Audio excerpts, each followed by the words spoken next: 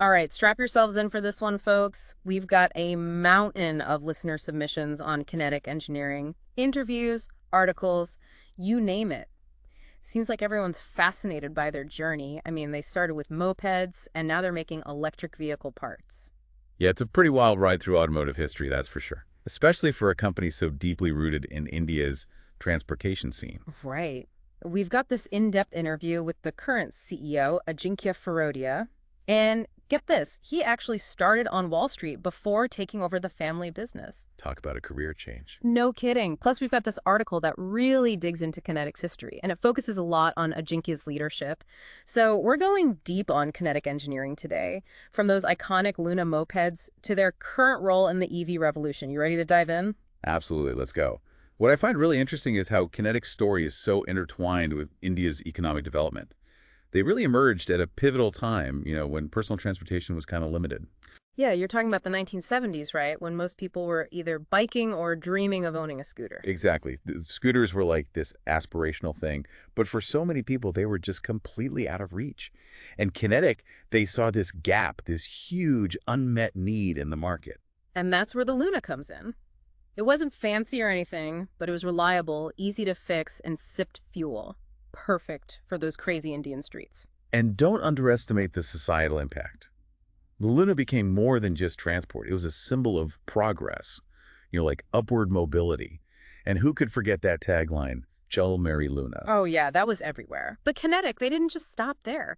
They saw that cities were changing. They saw the need for something a little more, I don't know, city-friendly. Exactly. And that's where their partnership with Honda comes into play. Together, they introduced India's first gearless scooter, the Kinetic Honda. It was a total game changer. Automatic transmission, electric start. That was unheard of at the time, right? Yeah, in the Indian scooter market, that was revolutionary. And what I find really smart is they targeted both men and women with this model. They really tapped into a wider market than their competitors, who were mostly focused on men. It was a smart move, especially with more and more women entering the workforce and wanting their own way to get around. So Kinetic was on a roll. They had the Luna, the Kinetic Honda. Things were looking pretty good. But you know what they say? All good things. Must come to an end. The 2000s hit, and they faced some serious headwinds. First, Honda decided to go solo in the Indian market. So their partner becomes their competitor. Ouch. Yeah, not ideal. And at the same time, you see this shift in consumer preference. People were starting to want motorcycles more than scooters. So the market they dominated is shrinking. Their partner is now a rival. That must have been a tough time. It was a perfect storm. A lot of companies would have just crumbled. But Kinetic had a bit of a secret weapon, Ajinkya Firodia. Okay, so let's talk about this guy. Seriously impressive resume, degrees from Brown, experience at JP Morgan. He could have done anything, anywhere. But he chose to take the reins of his family business in India. And here's the thing. He didn't just waltz in, fresh off Wall Street thinking he knew it all. He spent 6 months just immersed in every single aspect of Kinetic, from the factory floor to sales, everything. That's pretty unusual, eh? You'd expect someone with his background to come in guns blazing with a PowerPoint presentation and a team of consultants. You would. But he understood that real change comes from really understanding. He needed to grasp the nuances of the business, the challenges, the opportunities. And I bet those 6 months were pretty eye-opening. The motorcycle market was getting more and more competitive. It seems like Kinetic's real strengths were somewhere else, right? You're getting it. They were masters of engineering, manufacturing, but they weren't keeping pace with this rapidly changing market. So that's where Ajinkya's unique perspective comes in. He sees this potential for Kinetic to become a major player in the auto components market, which, I mean, that market was about to explode. Exactly. And it wasn't just a hunch. He had a vision for how Kinetic could fit into this evolving automotive landscape. The industry was moving towards more complex, technologically advanced vehicles, and he knew Kinetic had the brains to be a part of that. But that meant ditching the two-wheelers, right? That's a huge move, especially with all their history, their emotional connection to those products. It was bold, no question. But it was also calculated. Ajinkya saw the writing on the wall.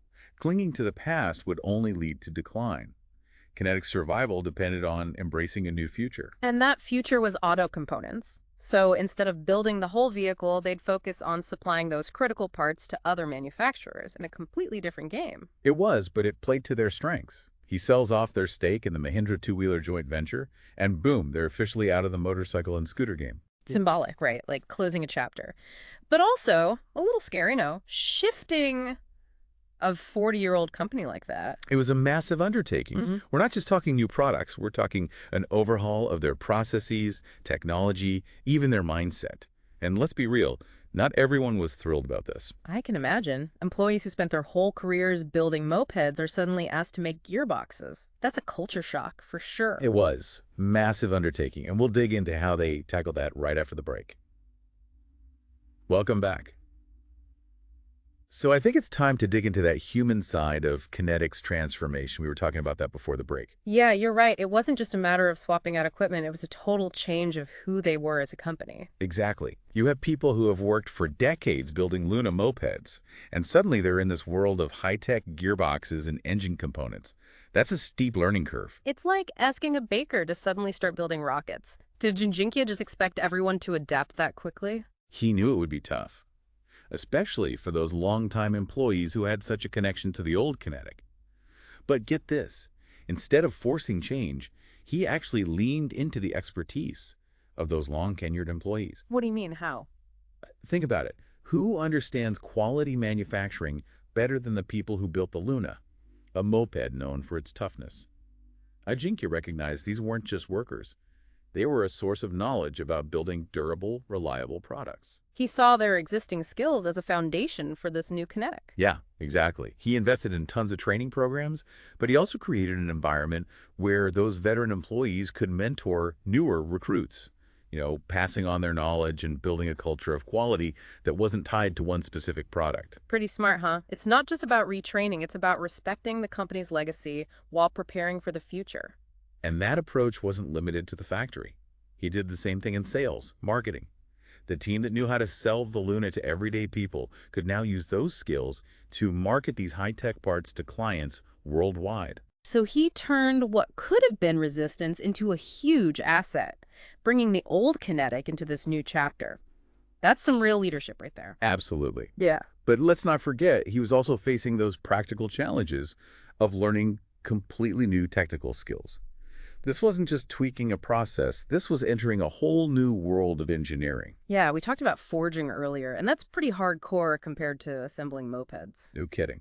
Forging involves shaping metal at super high temperatures, so you need special equipment, trained technicians.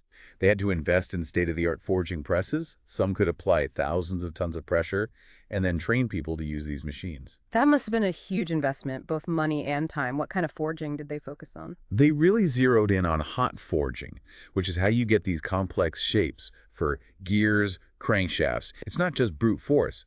It takes incredible control of temperature, pressure, and die designed to get that strength and durability they needed. So pretty high-tech stuff. Absolutely. And this move into forging was huge because it let them make these top-notch components for really demanding vehicles like big trucks, off-road vehicles.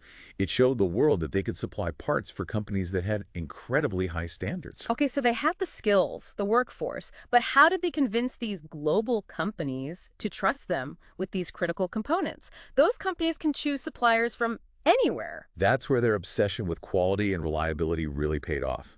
They adopted those international quality standards, things like ISO 9001, and they poured resources into quality control throughout the company. So they weren't just meeting the bare minimum, they were going for gold. Totally. And they went above and beyond to prove to clients that they were the real deal. They did intense testing on their components, going way past industry standards for durability. Kind of like saying, hey, we might be new here, but we're serious. Exactly. They also used those relationships they had with companies like Mahindra, which was already a global player, to back them up, build trust. Strategically using their connections. Smart.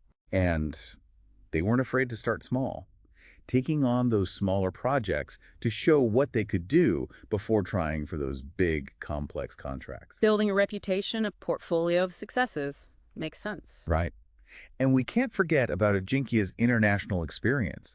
Years on Wall Street, building relationships with investors, understanding how international business really works. So he wasn't just a brilliant engineer. He knew how to play the global business game. This is where it gets really exciting, don't you think? It's this perfect storm of skills, vision, execution, and maybe even a bit of luck. It's like a perfectly choreographed dance, each step leading to the next, and then bam, success. And it wasn't a one-hit wonder, it was a pattern. They snagged long-term contracts with some of the biggest names in the automotive world. BMW, Volvo, General Motors. These weren't just quick deals. These were partnerships that would keep Kinetic going for years to come. And don't forget, all this was happening during a global recession. Companies were struggling just to stay afloat, and Kinetic was thriving. They proved their model wasn't just about surviving tough times. It was about building something that could handle anything. They built a fortress, you could say. But we've been talking big picture, strategies, global expansion. Let's zoom in on something specific. Their transmission business that became a huge moneymaker for them. What's the story there? That's a perfect example of how they took what they were good at and conquered a specific market. They realized that the demand for top-quality transmissions was growing, especially for those big commercial vehicles and off-road vehicles, and they had the skills in the factories to meet that demand. So they weren't just making random parts, they were focusing on where they could really shine. Exactly. And they didn't jump in blindly. They invested heavily in research, working with universities, institutions to develop these cutting-edge transmission technologies. So it was a combination of their knowledge and strategic partnerships that made them successful in this area. Right. Plus, they made some smart acquisitions, buying companies that had specialized knowledge and technology in transmissions. So they were building their expertise from the ground up and through strategic moves. Yep. And they really listened to their clients, tailoring their offerings to meet specific needs, whether it was a huge transmission for a mining truck or a lighter, more efficient one for a passenger car. So they were adaptable, listening to what the market wanted. Exactly. And that customer-focused approach really set them apart. It wasn't just selling stuff. It was about building those long-term relationships based on trust, reliability, and really understanding what their clients needed. Seems like that approach really paid off. Their transmission business became a huge success and a big reason for their overall profitability. It did. It shows that they were focused, technically skilled, and committed to building those strong relationships with their customers. We've covered a lot of ground today, from culture changes to forging techniques to transmissions. What are some of the key takeaways for you? I think Kinetic's story really shows how important it is to be able to adapt, think strategically, and never lose sight of quality and customer satisfaction. They also show how powerful it can be to leverage your existing strengths while also embracing new technologies and markets. And of course, we can't forget about strong leadership, a clear vision, and a dedicated workforce. Right. Kinetic's success really comes down to the collective effort of everyone there, guided by a vision and a shared commitment to excellence. It's an inspiring story, and I think we've only just scratched the surface. But there's one more piece of the puzzle I'm really excited to explore. Their move into electric vehicles. Ah, yes, the Electric Luna. Talk about a blast from the past, reinvented for the future. Right. The company that got India on mopeds is now making parts for EVs. But what's the story here? Was it just nostalgia, or was there something more strategic going on? That's a great question. To answer it, we need to talk about how the electric vehicle market has evolved in India and how Kinetic has played a role in that. Okay, let's shift gears and get into the world of EVs. This is where things get really interesting. The old guard meets the new frontier. It's fascinating, and I think Kinetic's experience in both two-wheelers and auto components gives them a unique perspective on this emerging industry. I'm all ears. What's the scoop? Well, you see, Ajinkya, he's always been one step ahead. He saw early on that electric vehicles weren't just a passing trend, they were the future. He didn't want to get left behind, so instead of jumping right into making entire electric vehicles, he took a more strategic approach. Exactly. He saw an opportunity to use Kinetic's expertise in auto components to become a major player in the EV supply chain. They were already supplying parts to traditional car makers, so why not apply that knowledge to electric vehicles? It's like they were playing it safe, keeping one foot in the present while getting ready for the future. Exactly. And that approach let them gain experience in the EV space without having to invest a ton of money up front. They could learn, build relationships with key players, and refine their technology as the market grew. Smart move. So what specific parts did they start making for EVs? They stuck with what they were good at, using their expertise in transmissions and forging to create parts specifically for electric powertrains. Gears, shafts, all those critical components for electric motors and transmissions. Was there even a demand for these specialized parts? Were EV manufacturers in India ready to buy local? At first, the demand wasn't huge, but Ajinkya saw it as an investment in the future. He knew that as the EV market took off, the demand for those parts would skyrocket, and he wanted Kinetic to be the go-to supplier when that happened. So he was playing the long game, betting on the inevitable rise of EVs in India. He was, and he was right. In recent years, we've seen this huge surge in demand for EVs in India, driven by government incentives, rising fuel costs, and growing environmental awareness. And Kinetic was ready to seize the moment. They had the technology, the expertise, the manufacturing capacity to meet the needs of this booming market. They also had something else. Remember their legacy, the iconic Luna? Oh, right. They got involved with the electric version of the Luna, didn't they? They did, and it was a genius move. They teamed up with their sister company, which was making the electric Luna, to supply key parts. Talk about a comeback story. The Luna, once a symbol of India's aspirations for personal transportation, is now reborn as an electric vehicle, powered by parts made by Kinetic. It was brilliant. It captured people's imaginations, got a ton of media buzz, and really solidified Kinetic's position as a leader in the EV space. It also shows they're not afraid to look back at their history for inspiration while also embracing the future.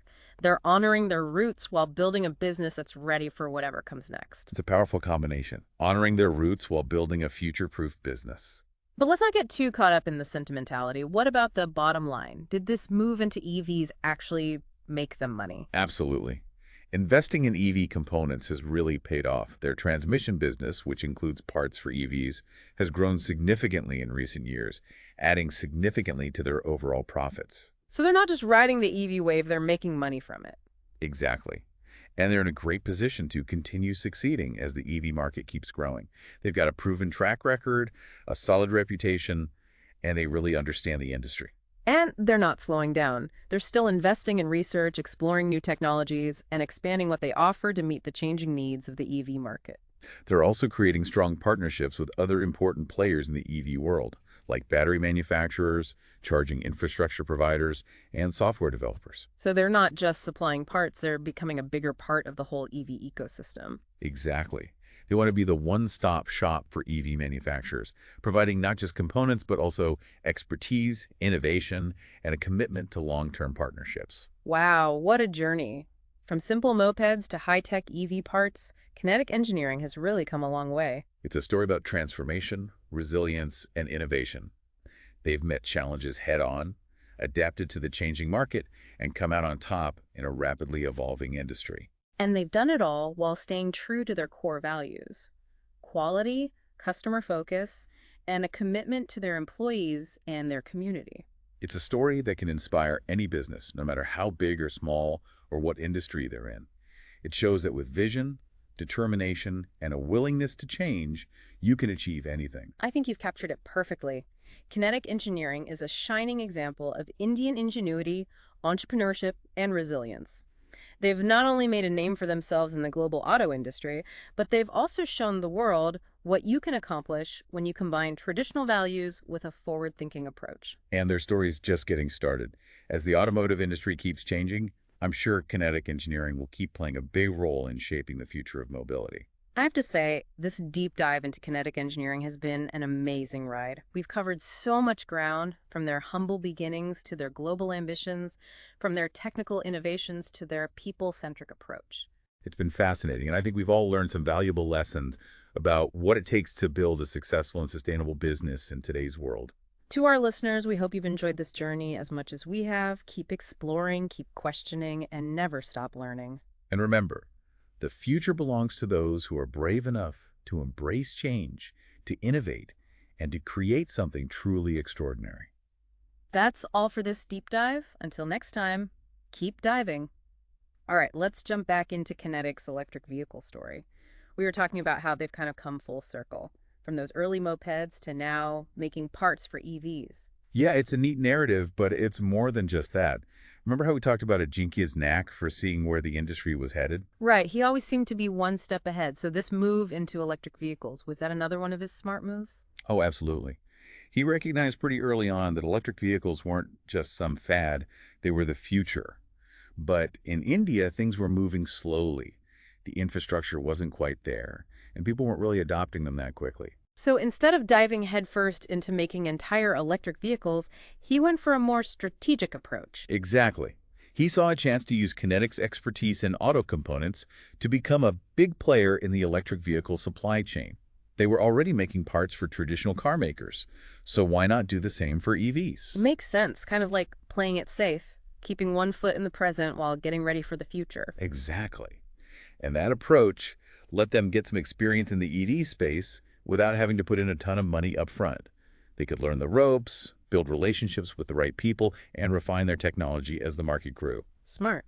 So what kind of parts did they actually start making for EVs? Well, they stuck with what they knew best, using their knowledge of transmissions and forging to develop components designed for electric powertrains.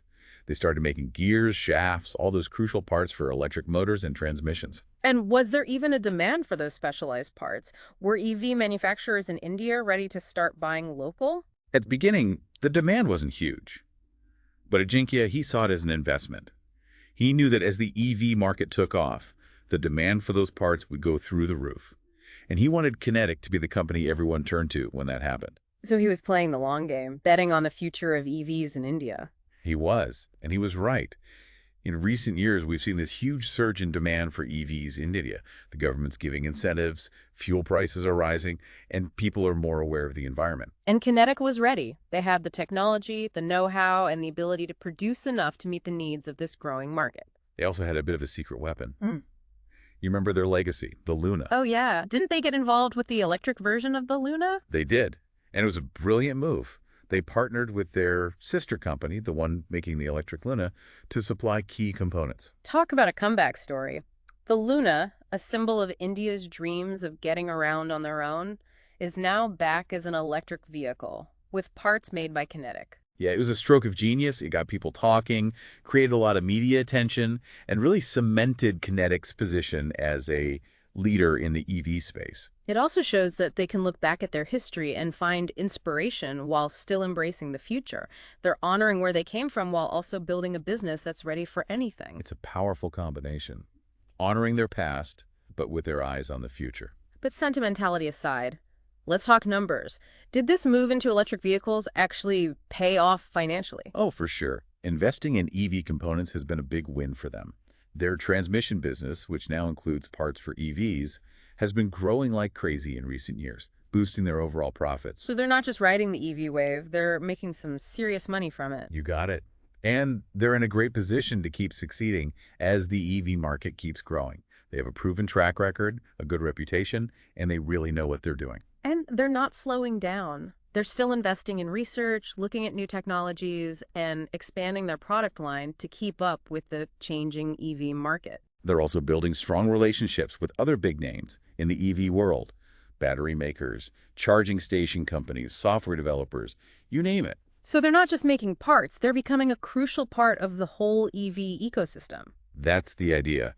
They want to be the go-to source for EV manufacturers, offering not just parts, but also expertise, innovation, and a genuine commitment to long-term partnerships. Wow, it's been an incredible journey. From those simple mopeds to high-tech EV components, kinetic engineering has come a long way. What a story. It's a story about transformation, resilience, and a drive to constantly innovate.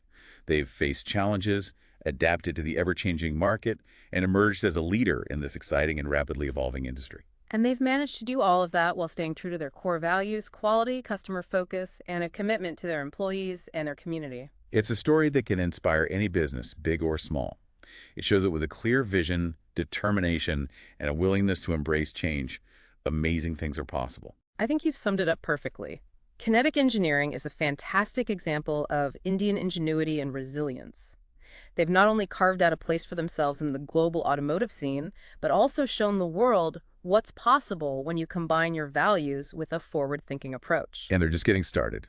As the automotive industry continues to evolve, I'm confident that kinetic engineering will continue to be a driving force in shaping the future of mobility. Well, this deep dive into kinetic engineering has been a real treat. We've covered so much ground, from their humble beginnings to their global ambitions, from their technical innovations to their people-centric approach. It's been a fascinating exploration, and I think we've all gained some valuable insights into what it takes to build a thriving and sustainable business in today's world.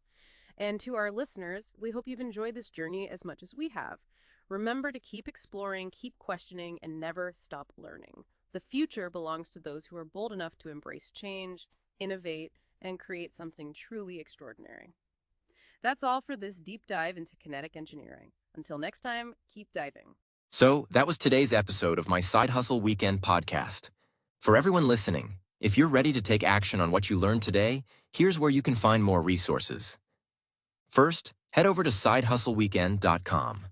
I've put together detailed guides, templates, and case studies. And while you are there, don't miss out on my free newsletter, Side Hustle Weekend. If you found value in today's discussion, hit that like button and subscribe to join our Weekend Hustlers community. Turn on notifications so you don't miss our episodes where we break down more side hustle strategies. Check the description below for all the tools and resources we mentioned today. Remember, everyone's journey starts with a single step. Whether you're looking to make an extra $500 a month or build something bigger, start with what you learned today and take action. So, thanks for tuning in, and I'll see you in the next episode where we'll break down another practical way to grow your income.